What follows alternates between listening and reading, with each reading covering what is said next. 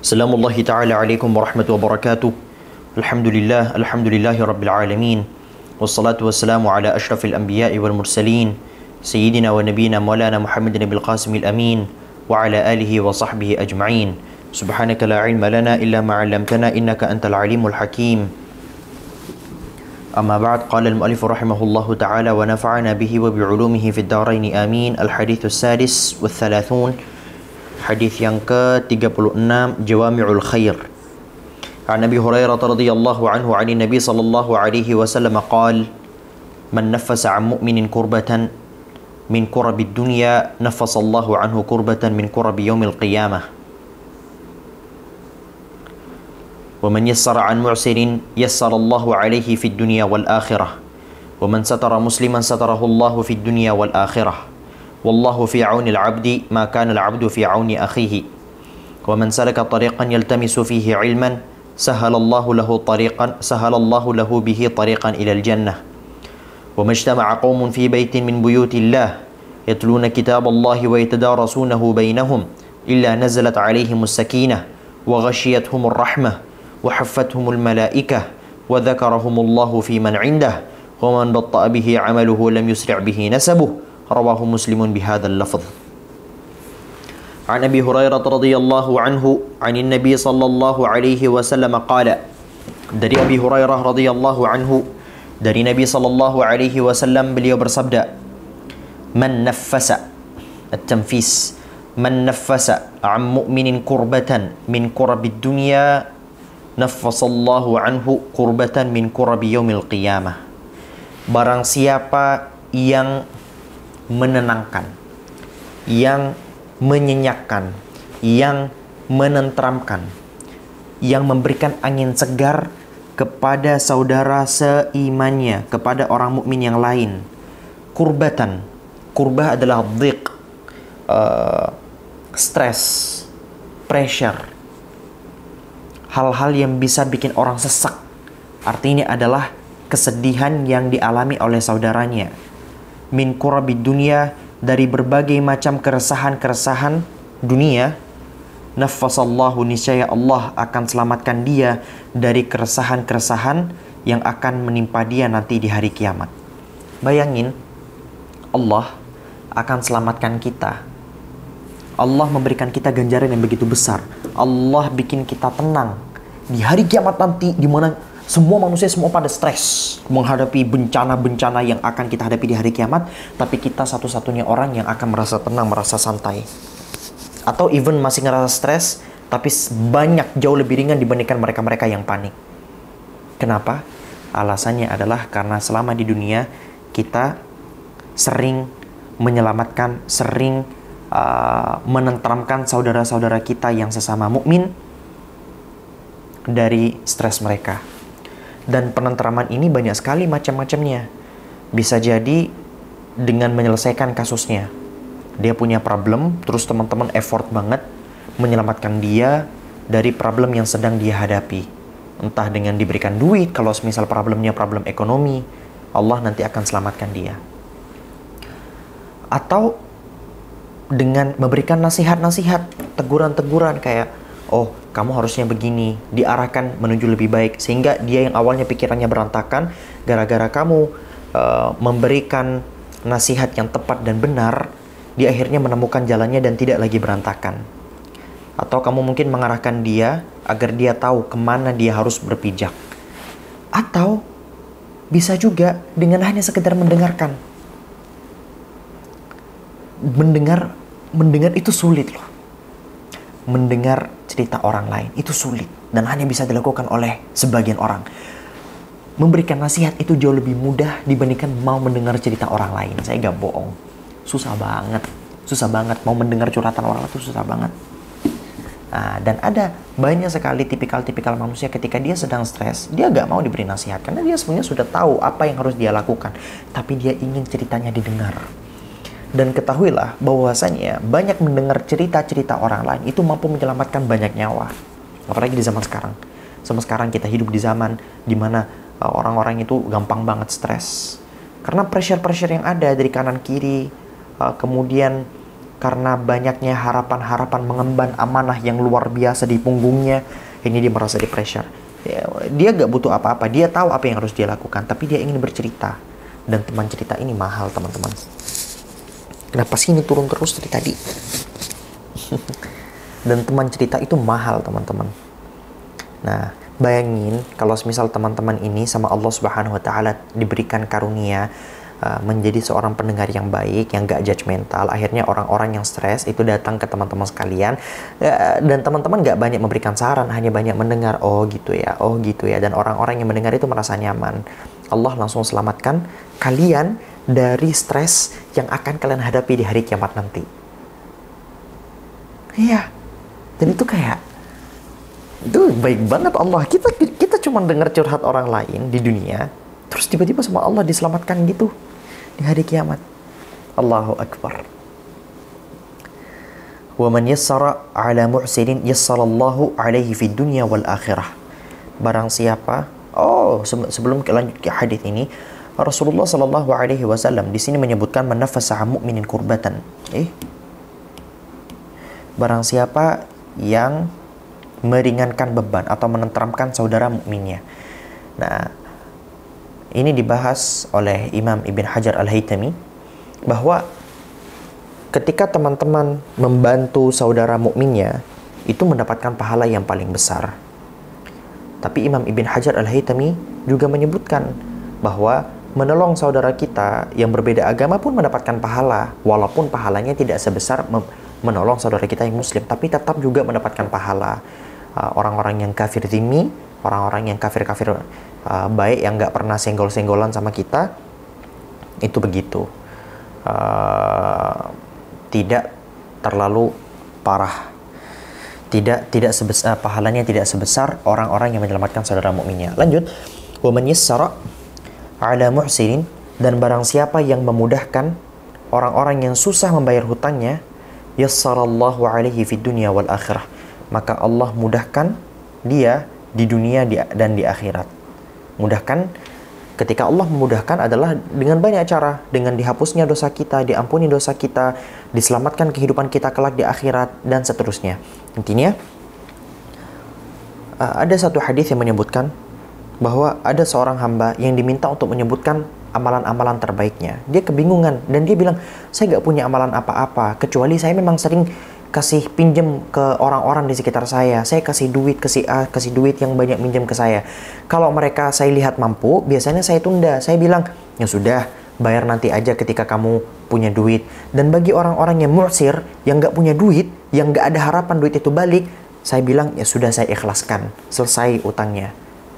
Lalu Allah Subhanahu wa taala berfirman kepada hamba yang seperti ini, oh, kamu melihat orang-orang yang sedang kesusahan membayar hutangnya, kamu mudahkan mereka kan? Kamu ikhlaskan kan?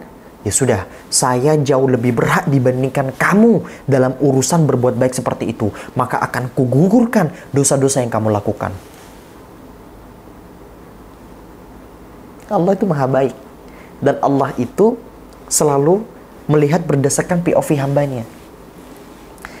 Allah ada yang berhutang, ya, dan yang dihutangi. Apa sih, gimana sih? Yang dihutangi, ya gitu aja lah, kalian paham ya. Dan yang dihutangi, ini satu, ini dua.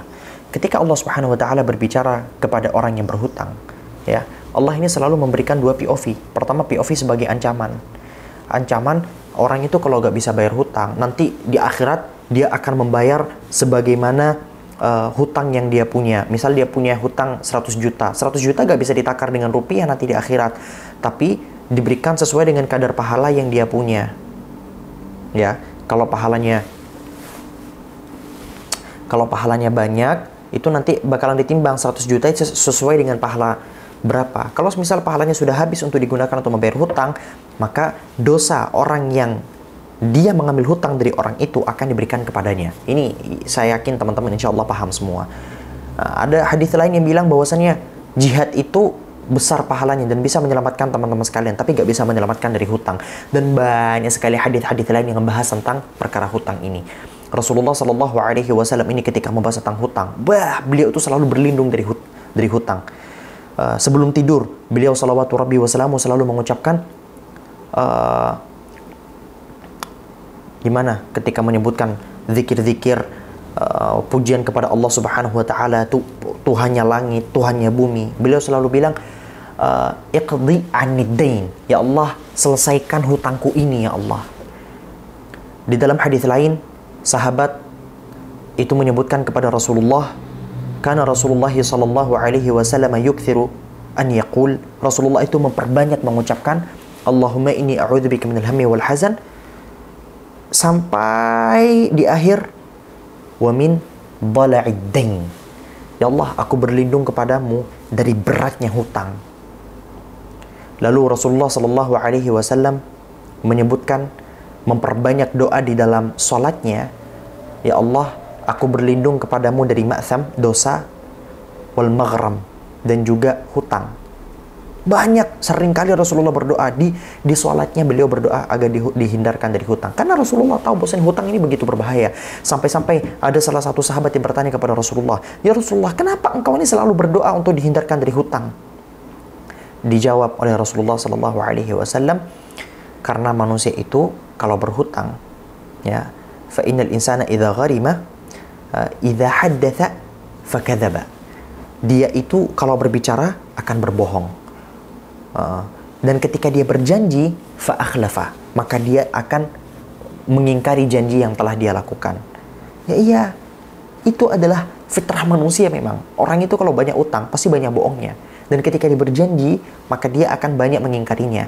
Dan hutang itu mendekatkan diri seseorang kepada kemunafikan. Iya, mendekatkan diri seseorang itu kepada kemunafikan dan kekufuran. Maka mari kita sama-sama berdoa kepada Allah Subhanahu Wa Taala agar dihindari dari hutang. Ini ketika Allah dan Rasulnya memberikan teguran kepada orang yang berhutang. Ya, POV-nya agar apa? Agar orang yang berhutang ini segera bayar. Dan orang yang dihutangi, Allah dan Rasulnya itu selalu memberikan janji-janji yang baik kepada mereka. Kalau misal mereka itu mau mengikhlaskan hutang mereka, ini loh yang bakalan kalian dapetin. Jadi yang hutang agar segera membayar hutangnya, dan yang dihutangi agar segera mengikhlaskannya. Allahu Akbar. Begitu indah agama kita ini. Kayak dari semua POV gitu diperhatikan. Alhamdulillahi ala ni'matil Islam. Wa man satara musliman satarahu Allahu fid dunya wal akhirah. Barang siapa yang menutup aib saudaranya yang muslim, tentu saja di dunia, satarahullah, niscaya Allah akan menutup kepadanya di dunia dan di akhirat. Dengan cara apa? Allah menutup apa? Tentu saja pertama menutup aib. Teman-teman, kita sekarang ini hidupnya jadi indah, hidupnya jadi tenang, hidupnya jadi leha-leha, menikmati berbagai macam keindahan di dunia ini. Itu gara-gara apa sih? Gara-gara Allah itu menutup aib kita. Iya, bayangin 1% saja aib kita Allah buka kepada orang banyak. Kira-kira masih punya teman gak sih kita? Masih punya teman gak sih?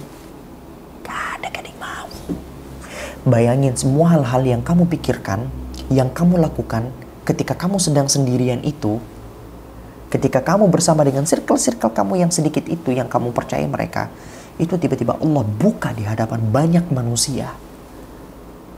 Kuat gak hidup? Kuat gak hidup?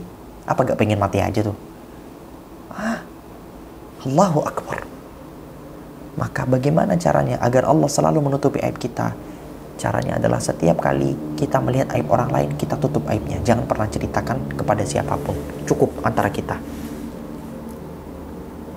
Makanya melaporkan orang yang sedang berzina ketika dipenuhi syariat-syariatnya, dipenuhi syarat-syaratnya, misalnya membawa 4 saksi laki-laki, bla bla dan sebagainya, ketika dipenuhi syaratnya, memang diperbolehkan, tapi tetap tidak dianjurkan. Yang lebih dianjurkan apa? Menutup aibnya. Menutup aibnya. Begitu juga menutup aib sendiri.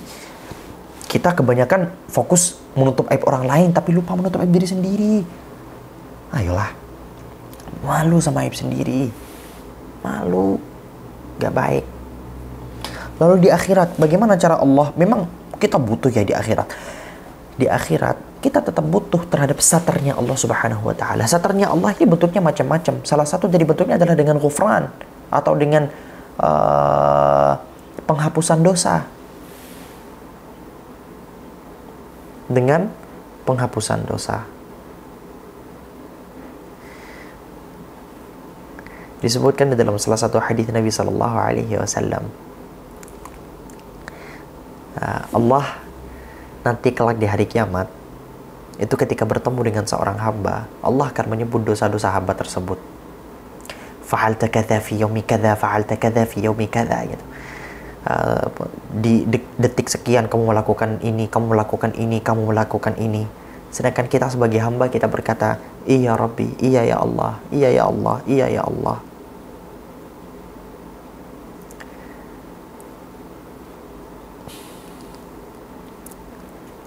Kayak kita tuh ketakutan gitu di hadapan Allah ketika Allah menyebutkan dosa-dosa kita satu persatu. Lalu di akhir, Allah Subhanahu wa taala akan berfirman kepada kita, kama satartuka fid dunya, sebagaimana aku tutup aibmu di dunia, maka aku juga akan menutup, maksudnya menghapus dosamu hari ini. Ini di hari kiamat.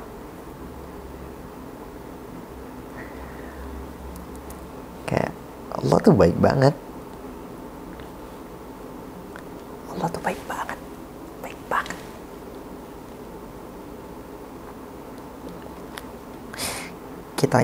Kita itu sering banget gitu loh merupakan karunia-karunia yang Allah berikan kepada kita. Apalagi ketika kita sedang marah, mungkin hilang kendali terhadap tubuh, kita sering marah sama Allah. Apa berat kita marah sama Allah? Malu teman-teman. Gak berat kita marah sama Allah. Allah itu udah terlalu baik sama kita. Cukup dengan satu nikmat dari Allah. Allah menutup aib kita, menutup semua dosa-dosa yang kita lakukan. Kayak itu karunia Allah yang gak bisa dibayar dengan apapun gitu loh.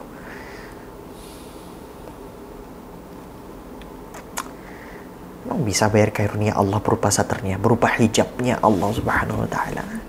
Bisa bayar? Gak bisa. Karunia Allah tiada tara.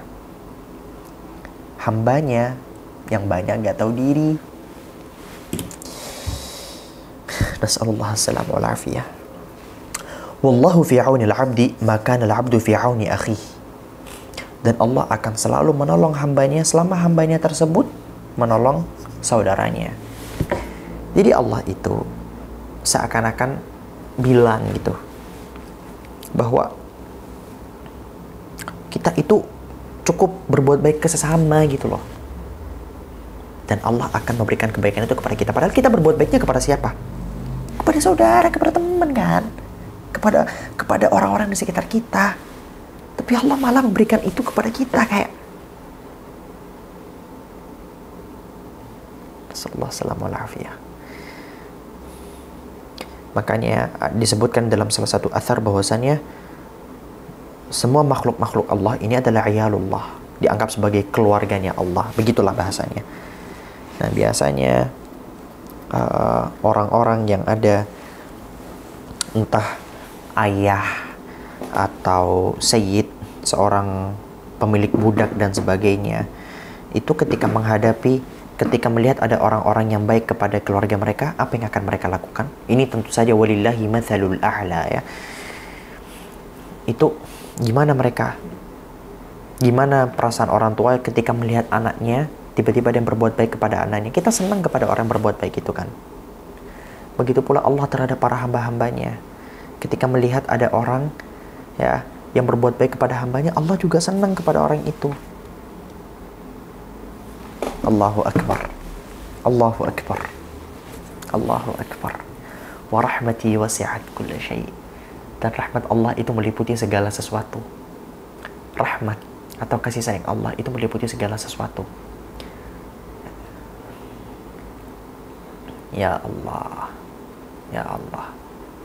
Saya minta teman-teman ini selesai dari dars, selesai dari pengajian ini, saya minta teman-teman lebih mendalami lagi soal rahmat Allah. mendalami lagi soal kasih sayang Allah kepada kita, mendalami lagi tentang kasihnya Allah. Kasih itu selalu identik dengan saudara-saudara kita yang berbeda agama kan, dari teman-teman Kristen dan sebagainya. Padahal kasih itu juga melekat banget di dalam agama kita, di dalam Islam. Kasihnya Allah itu tiada batas, teman-teman. Mau Anda jahat, mau Anda baik, kasih Allah itu selalu ada untuk kita. Kasihnya Allah itu selalu ada untuk kita. Mau jadi apa kita itu tanpa kasihnya Allah?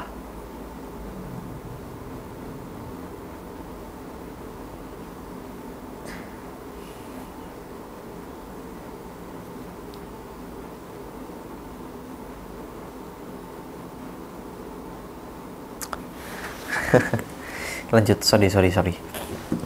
Wa man salaka tariqan yaltamisu fihi ilman sahhalallahu lahu bihi tariqan ilal jannah. Dan barang siapa yang menempuh satu perjalanan dalam rangka menuntut ilmu, seperti teman-teman tadi itu, teman-teman sekarang, teman-teman nonton video ini karena apa? Perbaiki niat lo ya. Teman-teman pengen karena apa?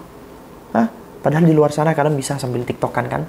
Kalian bisa sambil melakukan hal-hal yang lain, tapi teman-teman masih effort untuk mau buka YouTube, mata nakrak ngaji bareng.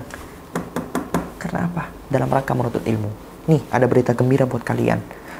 Sahhalallahu lahu bihi tariqan ilal jannah. Maka Allah mudahkan jalannya, jalan orang-orang yang berusaha menempuh dalam rangka menuntut ilmu tadi itu, tariqan ilal jannah, jalannya menuju surga. Jalan kita menuju surga itu terbuka luas, teman-teman. Terbuka luas. Begitu juga nerakanya. Allah. Neraka kita, neraka orang-orang, neraka penuntut ilmu itu juga terbuka luas. Jadi pintu surga terbuka luas, pintu neraka terbuka luas, terbuka lebar gitu. Menuju surga itu gampang, menuju neraka juga gampang. Bahkan orang-orang alim, penuntut-penuntut ilmu, orang-orang alim itu dimasukkan ke dalam neraka jauh sebelum orang-orang kafir penyembah berhala itu masuk neraka. Fa'alimun bi'ilmihi lam ya'malan mu'adzabun min qabli 'ubadil wathan. Orang alim yang tidak mengamalkan ilmunya, Allah masukkan dia ke dalam neraka sebelum para penyembah berhala itu dimasukkan ke dalam neraka.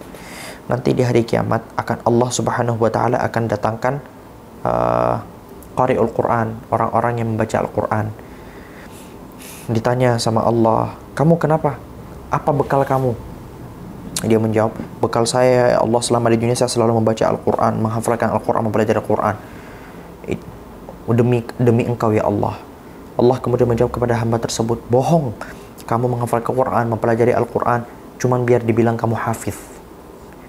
Kemudian datang orang alim, kamu apa bekal kamu? Bekal saya selama di dunia mengajarkan para manusia, menyebar ilmu, mempelajari ilmumu ya Allah. Bohong, kamu belajar ilmu dan menyebarkannya kepada manusia lain biar kamu dibilang alim, biar kamu mendapatkan pujian dari manusia. Sana masuk neraka, sana masuk neraka. Ya Allah, seramnya. Begitu juga jalan menuju surga. Jalan menuju surga itu dekat, jalan menuju neraka dekat. Wa majtama'a qaumun fi baitin min buyutillahi yatluna kitaballahi wa yatadarasunahu bainahum. Dan tidaklah satu kaum itu berkumpul di dalam salah satu rumah dari banyaknya rumah-rumah Allah. Yatluna kitaballah, maksudnya berkumpul-kumpul di rumah Allah.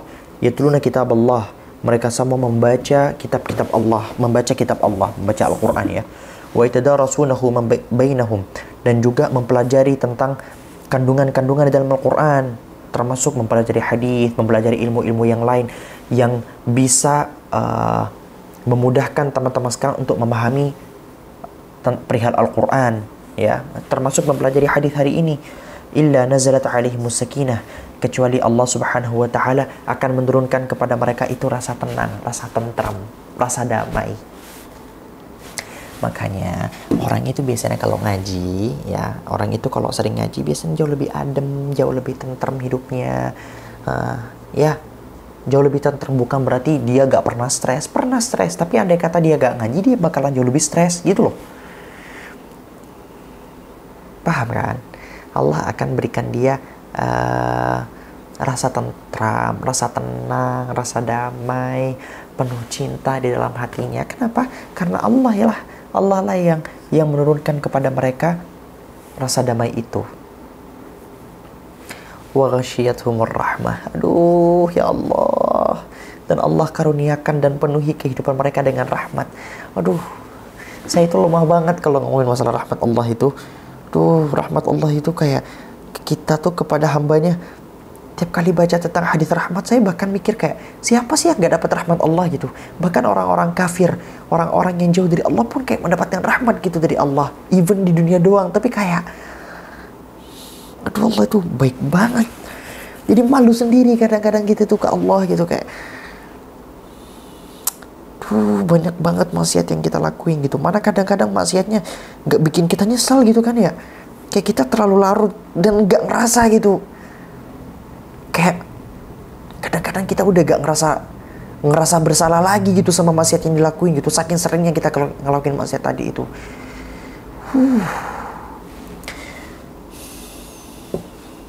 Ya Allah.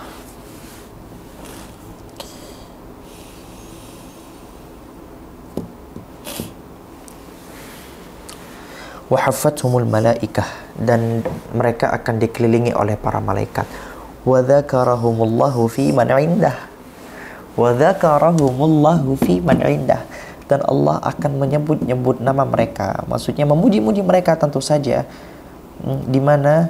Di depan atau di samping. Ini kiasan saja ya. Para malaikat. Mereka-mereka yang ada di sekitar Allah. Kayak bayangin, kamu sekarang lagi mengidolakan siapa coba? Sebutlah siapapun idola kamu. Terus, atau orang yang kamu sukai, crush kamu contohnya. Terus kamu dapat berita bahwa orang yang kamu idolakan, orang yang kamu sukai itu sering-sering menyebut nama kamu di circle-nya, di sekitarnya. Gimana perasaan kamu? Hah? Apa gak salting brutal? Apa gak merasa senang? Apa gak merasa happy? Hah? Happy banget. Nah, itu baru idola kamu tuh. Sekarang, yang nyebut nama kamu bukan lagi si A, si B, idola A, idola B, bukan. Yang nyebut nama kamu siapa? Allah. Allah yang nyebut nama kamu. Berat banget. Waman batta'a bihi 'amaluhu lam yusri' bihi nasabuhu. Wah, ini perlu banget kita sampaikan kepada masyarakat Indonesia ini. Waman batta'a bihi 'amaluhu, barang siapa yang amalnya itu lambat, dalam artian dia gak mau beramal banyak, lam yusri' bihi nasabuhu, niscaya nasabnya gak akan bisa menolong dia. Nasab, hey, wahai para manusia-manusia yang selalu membanggakan nasab, membanggakan garis keturunan. Percuma kalian punya nasab-nasab begitu kalau misal tidak diiringi dengan amal perbuatan yang baik. Percuma kalian jadi anak kiai, percuma kalian jadi anak gus, percuma kalian jadi anak habib sekalipun, kalau misal teman-teman tidak bisa mengiringi perbuatan itu dengan amalan-amalan yang baik. Jadi anak kiai, jadi anak habib tapi sombong kemana-mana. Percuma. Gak ada gunanya. Gak ada gunanya kalian jadi anak guru A, guru B, tapi kalian gak mau belajar. Gak ada guna. Yes, mungkin di mata manusia karena akan dicium-cium tangannya dibolak-balik. Orang-orang akan ruku di depan Anda, bersujud di hadapan Anda, mencium kaki Anda. Tapi di hadapan Allah, Anda bukan siapa-siapa. Di hadapan Allah, you are nothing, my brother, my sister. Makanya kalau misalnya teman-teman perhatikan di sosial media saya selalu kayak paling gak suka banget sama orang-orang yang cuma mengandalkan garis keturunannya saja gitu.